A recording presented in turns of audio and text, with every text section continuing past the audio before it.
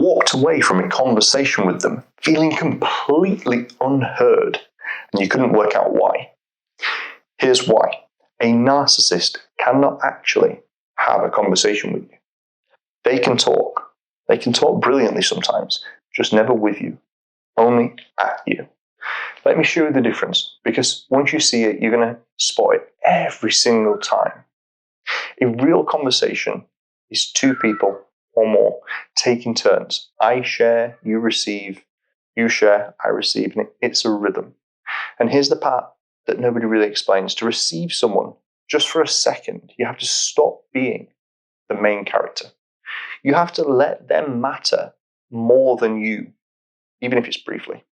Whereas a narcissist physically cannot do that. So watch what they do instead. They will talk about the weather, or talk facts, current events, that story they've told you 40 times. Because none of that actually costs them anything. None of it requires them to feel you. But the second the conversation turns emotional, watch the lights go out. You bring up something that hurt you, something hard, and one of these three things will happen every single time. The first one is they will make it about them.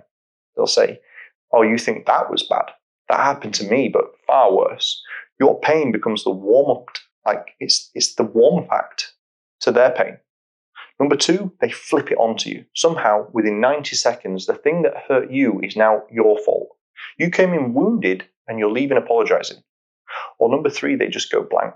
They're bored, they're checking their phone because a feeling they can't relate back to themselves is just noise to them.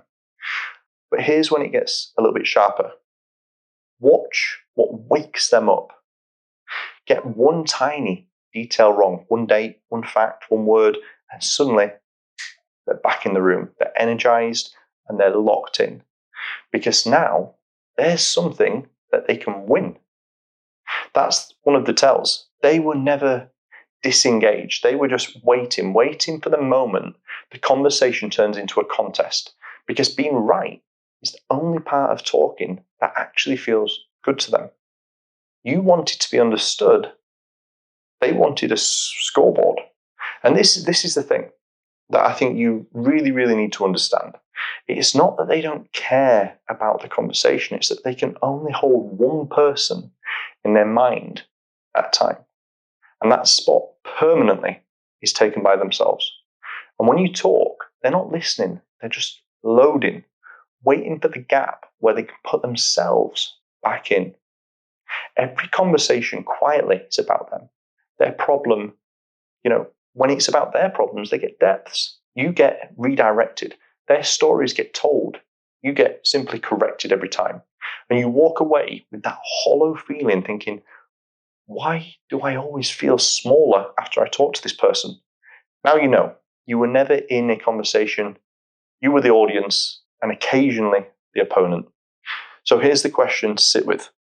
When was the last time they asked how you were and actually waited for the answer? Take your time, because the answer tells you everything about that person.